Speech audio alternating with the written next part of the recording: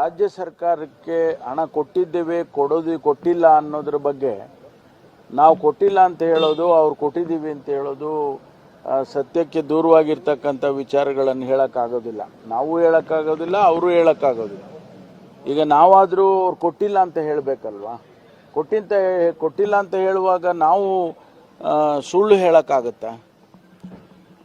ನಮಗೆ ಹಣ ಬಂದಿಲ್ಲ, 18,000 ಕೋಟಿ ರೂಪಾಯಿಗೆ ನಾವು ಬೇಡಿಕೆ ಇಟ್ಟಿರೋದು ನಿಜವಾ ಅಲ್ವಾ? ಅದಕ್ಕೆ ನೀವು ಹಣ ಎಷ್ಟು ಕೊಟ್ಟಿದ್ದೀರಾ ಇಲ್ವಾ? ಎರಡೇ ಪಾಯಿಂಟು. ಮತ್ತು